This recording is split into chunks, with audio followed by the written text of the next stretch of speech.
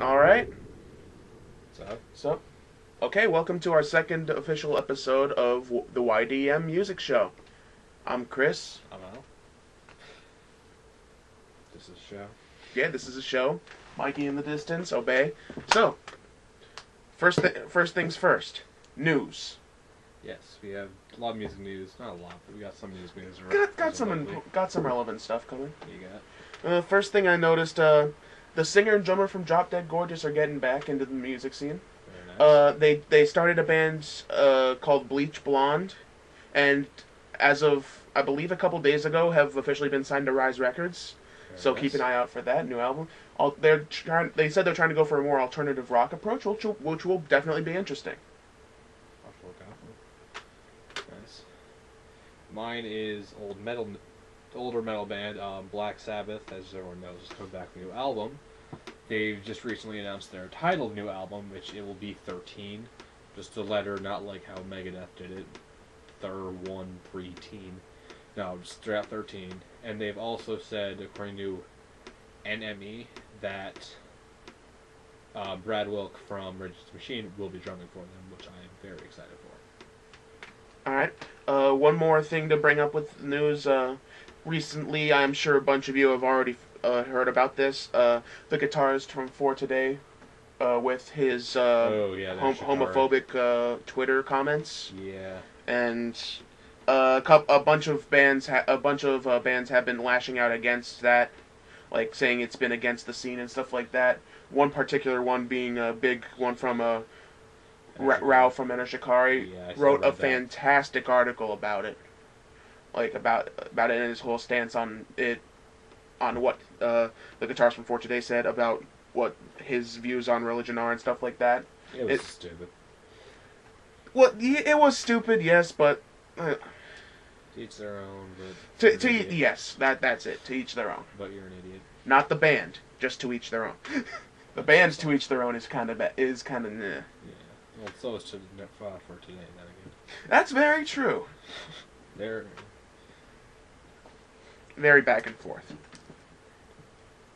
All right. so we got So reviews. yes reviews. All right. I'll go first. I reviewed the new EP for Canadian prog metal band AURAS. Now, when I first found out about them, it was through a video from the band Ever Forthright when they did an interview for Chronic Noise. That's also where Poontang Wings comes from. Okay. So that's pretty much how I found out about them. I had heard they were a mix of, say, the Periphery sound of Gent, along with the Volume sound of Gent, which is much more groovy and less technical. And I wasn't really sure about that because Volumes, let's be honest, they're not that good. I'm sorry, but they're not that good. A bunch of people were really hyped about it. They love how groovy this stuff is, but it just doesn't hold you. So because of that, I was very skeptical. This EP definitely interested me. They released it, I believe, January 12th, and it's called Panacea. And it is, it's good at many points, but there are also many things that bring it down. Okay. For one thing, the guitar tone. It's that Gent Axe Effects guitar tone. That, like, you see it everywhere, and they do nothing really to make it original. Now, the second thing, the vocalist. He has a good scream. Problem is, he does nothing really with it. Like, he keeps this same mid-range scream. That's, like, it's almost a growl, but still has a little bit of the higher end to it. Okay. But he doesn't do anything other than that sound for almost the whole album. That's not good. And that's not good at all, especially considering when a band like this is mainly groove based. Yeah. So a it variety of means stuff.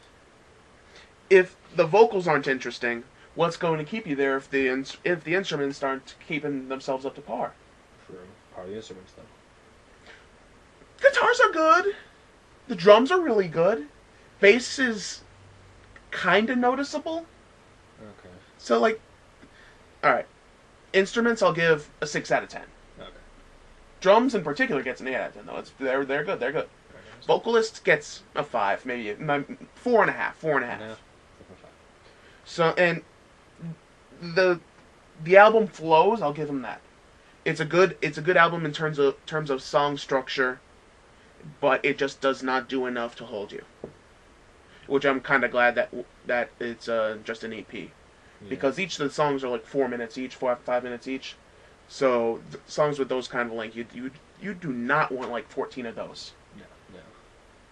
And I still think the EP kind of dragged a little bit anyway, even though it was only like 25 minutes, half an hour. Oh, that's not good then. So, overall, Auras Panacea, they get I think I'll give them a 6.5 out of 10, somewhere in there. Not bad.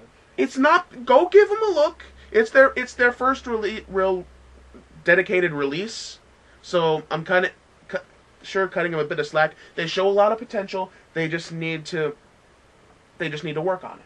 They just need to work on it. Alright, now we got another topic here. Would be effects in music.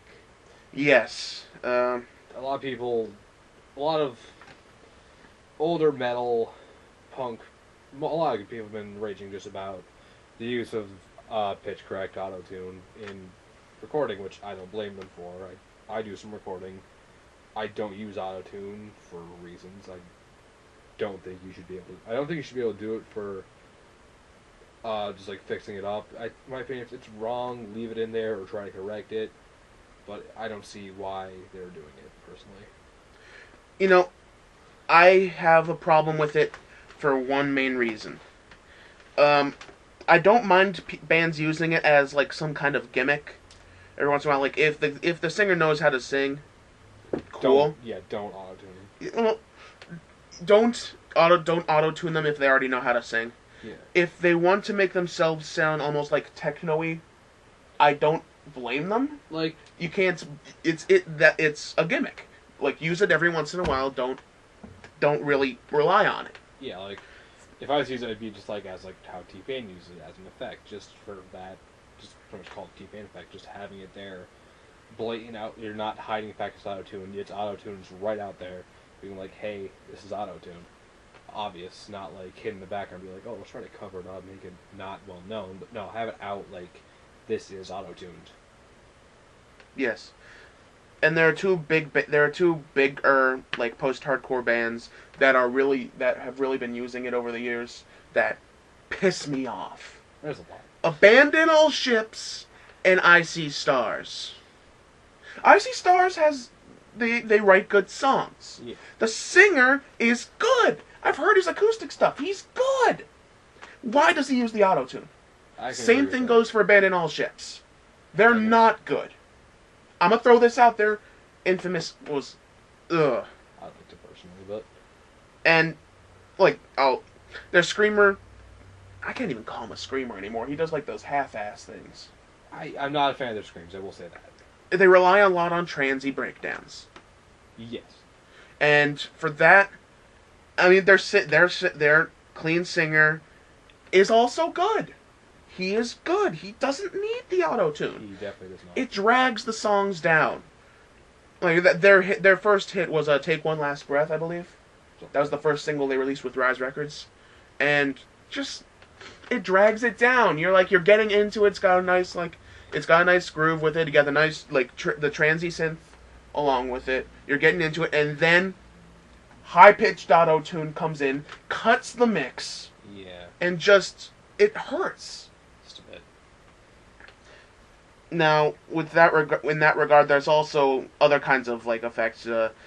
We were talking about. I was talking during the review about axe effects, which, if you don't know, it's something you could buy for the guitar. What is it exactly? It's basically a guitar. Basically, instead of having a Marshall or Mesa Boogie amp head, it pretty much simulates how they would sound. One thing I have to say with the X-Effects is I'm not huge on effects processors, which pretty much this is. I owned one. It was one of the Digitech ones. It was okay. They sounded good. My only concern about it was it's not real good analog sound. I try to have individual pedals on their own. I have the small clone. I love how it sounds. It's just they're all individually on their own. The main problem was you can't switch from effect to effect unless you have one of the more expensive models. And they weren't, to customize them was a real pain in the ass. And one thing I have to say about the XFX is they have been getting really, really, really good people in on it. The first major one was C-Fi. When you get him on something, that's an achievement because a lot of guitarists like see him as like not like a standard, but he's like one of the greats still tier. He's still one of the modern icons. Oh yeah. Alex from Rush recently joined them, which that was huge for me. John Petrucci from Dream Theater, of course. Almost everyone in the gent scene. He is a master of prog. Oh yeah. Pretty much everyone in the gent scene uses it. Also, Dweedle Zappa uses it from Zappa Plays Zappa. A lot of people use it. You can get good sounds out of it, but I'm iffy on it because I'm not a fan of the digital processors. But well, with those particularly with the XFX, you have to buy big.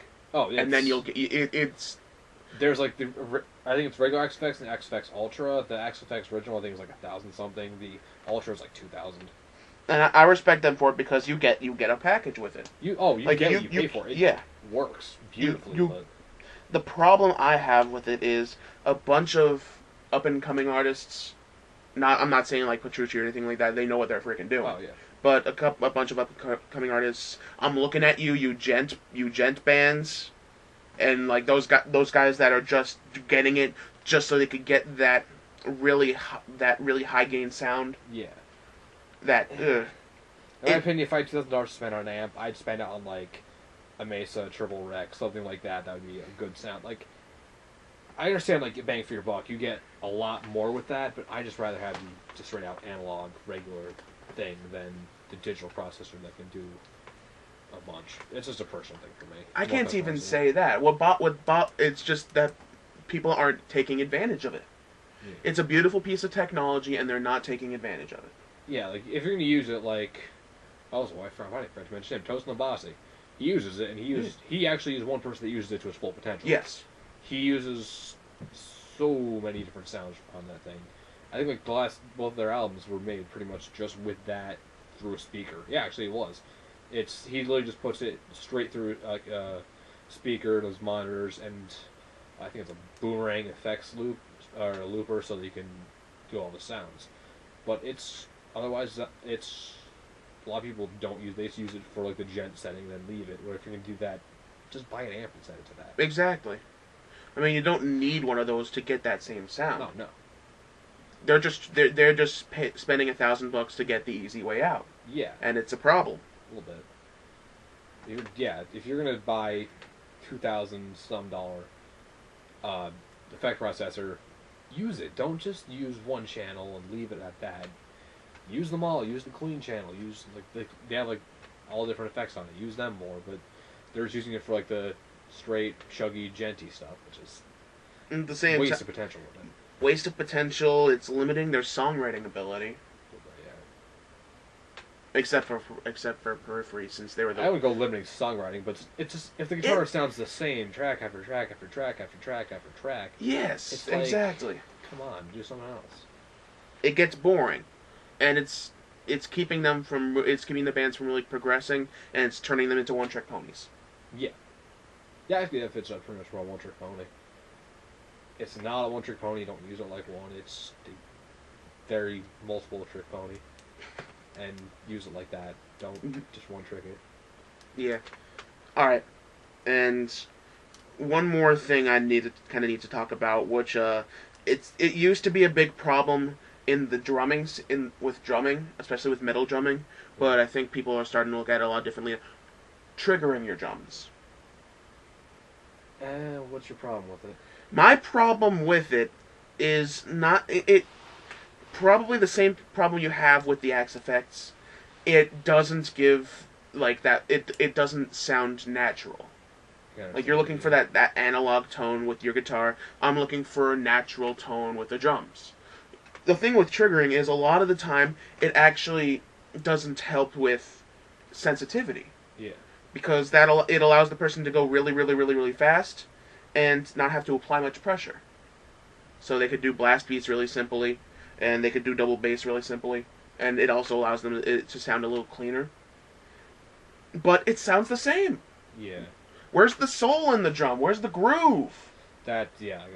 you need to have that with it. But like personally, like if you're doing stuff like electronic and dubstep bass where you're gonna want that sound, then yeah, I don't mind triggering personally for that. But like if you're gonna be doing like drums for like a punk band, a metal band, like a rock band, I wouldn't use triggering because it's not gonna give you the sound you want. Like you might be able to find something that's like, you can get it to sound good, but it'll give you one sound you want. Yeah, and just that sound. If you hit a snare, with most like drums, if you hit it square center, it's gonna sound the same. Hit it top, it's gonna sound the same. Bottom, it's gonna sound the same. You can hit it all around, it's gonna sound the same all around. More expensive ones you'll get where if you hit them all around, they will sound different. But I can agree with him with I'd rather have a good analog set of drums than like don't get me wrong, a library trigger, different trigger sounds is great, but don't just use them. Use like one thing I always try to do with my guitars is I will make sure I have an analog track in there, and sometimes I will put it through a digital thing to get like the I don't know what to say like the standard-ish sound out of it. Yes, I know what you mean. To get like that in it, but I will make sure like that's more in the back, so it's like it's there, but it's not like oh he's always using his digital. No, I'm keeping analog in there as much as possible, just getting that in there to give it like a little more oomph in it. Yeah, you're right, and yeah, that's the point. Like everything's going digital. That's known. I try to keep everything as close as how it'd be live. If you're gonna play all that stuff live, you're not. Then go ahead, but I'd rather have like a regular drum set, a straight regular guitar amp. But it's a good thing. Just like I said, don't like the one trick pony thing with the accent effects. Just don't use it just for that. Use it for other stuff. Don't just here plug in this. Oh, just hit it. Sounds fine. Okay. Instruments are expensive things. They are. It's unfair how expensive instruments have gotten so far. Yeah. I understand it, but this technology really can help you, but you gotta take advantage of it. Yeah. You can't just go along with something you heard from someone else and say, "Oh, I'm just gonna use that because that sounds okay." Or like how people are like, "Oh, this guy uses this, so I'm gonna use that." Exactly. Like I can see if like you, like guitar amps, yeah, I can see like he uses a Marshall amp. Marshall amps are good. Don't get me wrong. Then yeah, use one, but don't be like, "Oh, I just want this, so I'm gonna get this." Right. So, final verdict. You use the technology to its full potential. If you're gonna use it, you use your full potential. Don't use it just for, here's the sound I want it on. Use it at that. Keep it at that. Don't touch it ever. Okay. Use it for multiple stuff. Keep using it. It's a good thing. Use it. Yes. That's the verdict. Okay. And all right, last thing we got going for this show is I want to bring to light some up and coming bands that some of you probably already know, but for those people who aren't particularly in like say the indie scene or something like that, they don't really pay that much attention to up and coming bands or bands that are like just maybe releasing their new stuff. They pay more attention to the radio, that kind of thing. Yeah. You're gonna want to know about these bands. I really think you'll enjoy them. Look underground. There's a lot of good bands. Even actually, recently Ultimate Guitar put out a list of underrated bands. Number one was Protest the Hero. I was happy about that. Oh, so good. All right. I can't really even call them up and coming because in Canada they're considered pretty big. Oh yeah. Same as they're pretty much on even level with Alexis on Fire at when they used to be. Yeah. So. But yeah, we got upcoming bands. I'll let you go first. All right, first up and coming band I want to bring to light. One, they're from Finland, so I don't expect everyone to have known about them. That's a big thing. But you should. You really should. So good. And they do something. They do pretty much what we were just hating on with the auto-tune, but right. They make it like they put us in a song. They don't hide it as auto-tune. It's blaring auto-tune. Their one song is called "This Song Has a Massive Auto-Tune Chorus" because it has a massive auto-tune chorus.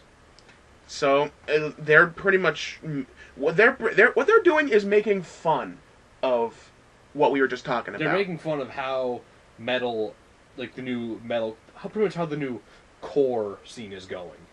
how everyone's using auto-tune, everyone's using digital, everything's going all effects, everything's all like that. They are making fun of it in the greatest way, and they actually do really good. Yes. So, Hilariously. you should definitely check out this band in the future. They're about to release their new album called Arseneration. How appropriate. So, definitely go give them a listen. I would highly recommend them. And they are? One Morning Left. Yes. Finland band's so good. He has family in Europe. But they're in Poland, and still, they knew who they were. Yeah. Which, Still. yes. Just yes. That's, hey, being able to cross countries is still a good thing. So? My band would have to be... I feel stupid right now. Hold on, I need my Drink of Champions. This is going to be hype. No, there's a lot of new and upcoming bands coming around. I'll give you a hint. It involved a sitar. Oh god, how am I stupid now? Really stupid. UK, we're going to keep it in England for now. UK metalcore band that's coming out, known as the Heart Machine. The main driving force behind it is their guitarist. I'm not going to try to pronounce his name. I'm sorry. If I can't pronounce somebody's name, I won't try. He's Middle Eastern. He plays actually sitar and koto on the album, which works really good with them. They just very recently had a spread in Ultimate Guitar or Guitar World, which I was really hyped about. Because when I heard their first single, Esoteric Agenda, I loved it. Vocalist, he's good. The only issue I have with him is, I know you said he uses like the same kind of like scales with his voice. Yes. Then again, like most metal stuff from around, like they sound very Middle Eastern.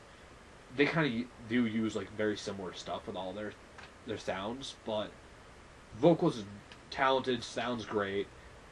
I saw like one live video. The only problem with it was a crappy camera. You couldn't hear the vocals at all. I don't know if that's a mixer or whatever it was, but you couldn't hear the vocals at all. Everything else sounded phenomenal. Bassist is great. Drummer is great. Guitarist phenomenal.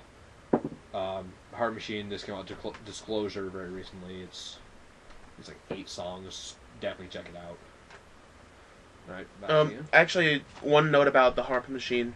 With this new album, they actually recorded it slower, and then sped it up. Did you know about that? No. It was in order to make sure they had the clean tone, which I respect because they can still play it. Like it's not as though they did it because they can play. They played it lower, and then sped it up and increased the octave, so it got back to where they wanted it. That's impressive. I did not know that, because that requires like a shit ton of patience. Not even patience. You got to equate that shit out like ridiculously to get it to where it's going to sound like to where you want it to get. That I did not know. But yeah, I'm pretty sure that's what they did with it. I remember hearing that they did actually slow it down for it. But at the same time, they can still play the stuff. Oh, yeah. So it's no problem, and I can understand it because they wanted that clean tone. They wanted to make sure... They're playing fast, and it's some technical stuff, so I can understand why they wanted it like that. Alright, your next one? Alright, my next one... Oh, man. Alright, this band is from down southeastern part of the United States. Metalcore band signed to Tragic Hero Records called AURAS. Now, for those who have been around the metal, who've been paying attention to more like the underground metalcore scene, would recognize a couple of the members because this band came from the ashes of the band By Blood and Iron, whose video "The Infernal Offering" went viral, got over 1 million views, and it was damn good. Oh yeah, oh very good. And honestly, they got better. That if you had listened to By Blood and Iron, you'd be even more impressed with AURAS. Oh, vocals are better, I gotta say. The one thing is they do use a little bit of auto-tune. It's kind of like slight, but it's not. It's slight. It happens. Yeah, it happens. It's one of those things. It's something bringing them down. They'll overcome it, hopefully. Oh, yeah, I'm not gonna sitting bitch mode, Yeah. but they did use The singer had the clean sing. They have a clean singer too, which is different from By Blood and Iron. He is talented anyway. Still, yeah. He's really good. He hits some really high notes. Oh. Guitar's technical and on point. Extremely technical. New, still same with jet movement. I don't think, do they use an effects for that or no? I don't think they do. I don't think so. I'm not 100% sure. I think they use a pod. I think they use a pod actually. I don't think they do. Man, I don't know. Something like I don't know. I'm not sure 100% what they use, but whichever way, it sounds good. Don't think it's an effects, but we'll see. But it's good. They're very good. I really thumbs up, thumbs up, thumbs up. They released an album last year called what was it called? Pattern Interrupt? No. I feel stupid. No. They released an album last year. Go take a look. They have a video out for the song Pattern Interrupt. Yeah, that's what we got then, yeah. And it's really good. I really give them credit. Phenomenal album, regardless. My next upcoming band, we've just heard of this band we actually saw live at Warped Tour this year. The first few bands we saw were all British bands, and this band, brand new medical band, but with one person who mainly stuck out to us. Well, actually, Yes. two people who stuck out to us. One, the guitarist. That guy's phenomenal. I don't care what anyone says. He is doing ridiculous guitar work. Sounds great. Plays phenomenally. Solos are great. He's one of the few guitarists anymore who can do a solo properly. Yeah, instead of just being constant sweep picking, he'll do sweep picks still, but he will still put the soul of a regular guitar Yes. solo into it. And the other one is the singer. When I heard about this, I was extremely excited because Austin, is it? I believe that's his name. Regardless, the singer is the son of Bruce Dickinson from Iron Maiden. Look at him, and you can see it's yeah, that's his son. You can hear it in his voice. Voice is extremely similar.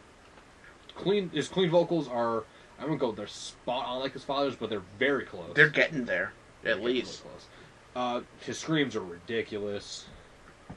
Extremely talented, and out of the whole Warped Tour, they were one of the bands that actually had really good stage presence. Yes. It takes a lot. It's they weren't just standing there headbanging, just crabcore, whatever. No, they were full out running around the stage. Guitarist was running across both times. It was they were very good. They just came out with City of Vultures. Great album. Phenomenal. I'm not sure exactly where they recorded it at, but still, all great stuff. Highly recommend them. They really should be getting more buzz here in the States, but They should be coming out with a new album eventually, sometime this year. hopefully. Sometime this year. Because I know they did lose their drummer. He left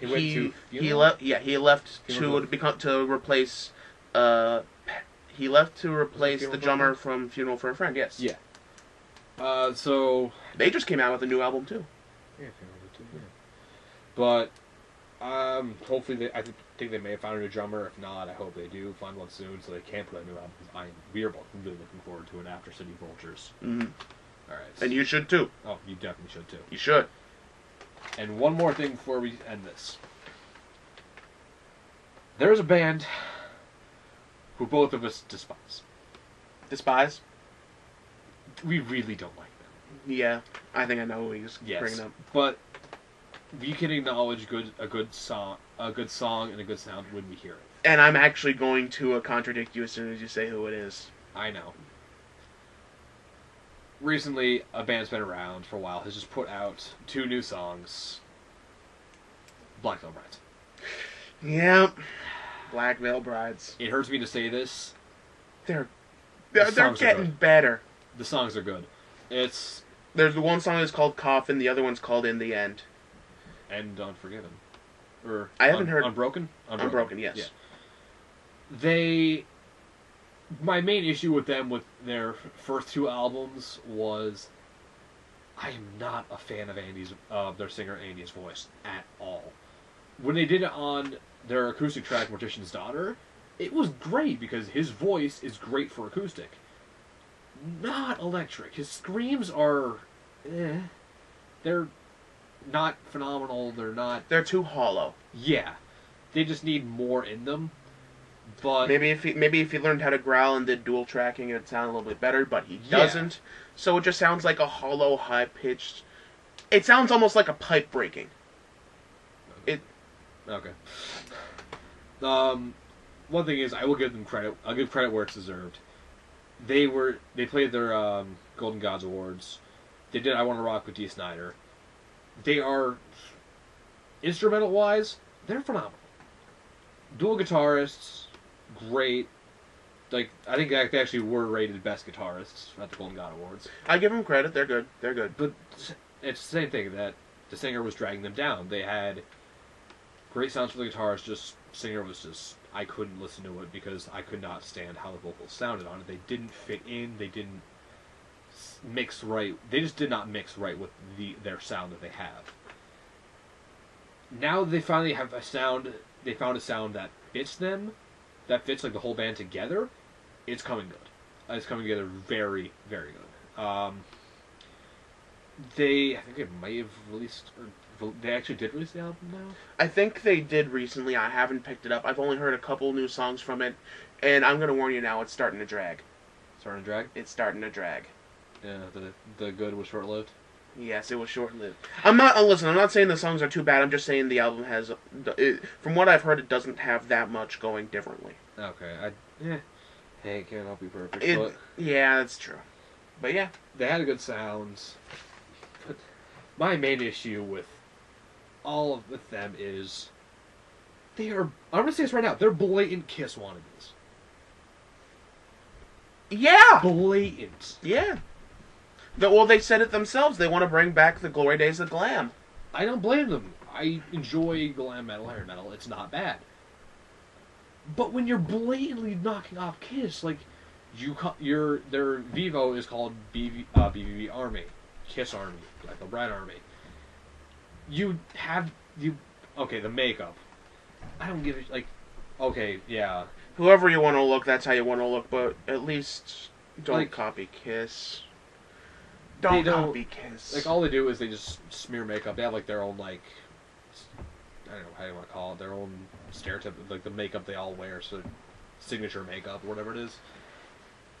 It's become like Kiss. Like, they're trying to become, like, like I said, new glam metal now, which is not good at all. I don't like it. They're blatantly knocking off Kiss.